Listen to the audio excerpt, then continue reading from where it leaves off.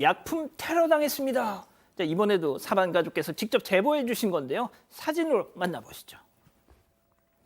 자, 복도에 흙 뿌려진 저 흙더미 좀 보세요. 아우, 자, 문 앞에는 정체불명의 저렇게 액체 자국이 덕지덕지. 심지어 창문에도 액체가 흐른 흔적이. 도대체 누가 왜 저런 짓을 한 걸까요? 자, 무슨 일이 있었던 겁니까? 일단 제보자는 이사한 지 3개월 정도가 됐는데 이사할 당시에 임신 중이었습니다. 지금은 출산을 했고요. 그런데 아래층 이웃이 피우는 담배 냄새가 매일같이 올라와서 너무 힘들다 보니까 좀 자제해달라고 부탁하러 방문을 한 겁니다. 그런데 40대 정도 돼 보이는 아래층 아주머니가 담배를 물고 나오더니 내 집에서 피우는데 무슨 상관이냐? 오히려 화를 냈다고 합니다. 그리고 며칠 뒤에 이번엔 아래층에서 담배 냄새가 아니라 약품 냄새가 올라오더니 온 집안에 퍼졌고요. 이것 때문에 머리가 너무 어지러워서 이게 도대체 무슨 냄새냐? 관리사무소에 연락을 했답니다. 그런데 관리사무소에서는 이거 날 더워져서 하수구에서 올라오는 냄새 같은데요. 이런 정도의 답변만 해서 결국 우수관 설치하고 며칠간 친정에서 지냈다고 합니다. 그런데 그 뒤에 1차 테러가 있었습니다. 일주일 전에 집에 짐 챙기러 남편이 갔는데요. 누군가 현관과 창문에 약품 뿌려놓은 걸 발견을 했는데 아래층에서 올라오던 바로 그 냄새였던 겁니다. 경찰에 신고를 한 뒤에 남편이 일단 직접 주변을 청소했습니다.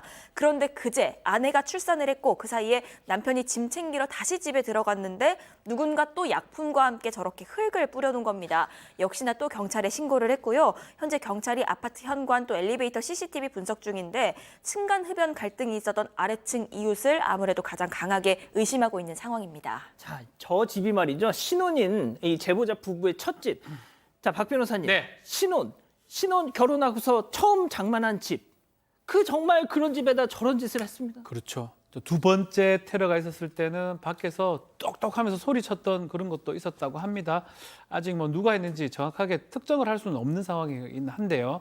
또 그 냄새 때문에 심각한 두통도 발생하고 일단은 감식 결과를 기다리고 있다고 합니다. 어떤 물건 또 어떤 냄새의 물건인지 확인해야 되는 상황이고 만약에 좀 사람의 몸에 아니면 신체에 해를 줄 수 있는 상황이라면 이 재물 손괴죄라든지 아니면 다른 범죄 성립할 수 있고요. 또 지금 모래 같은 걸 흙을 뿌려놨습니다. 저 부분은 또 업무방해죄 같은 거 성립할 수 있고 일단은 경찰 수사 결과를 지금 기다리고 있는 그런 상황입니다.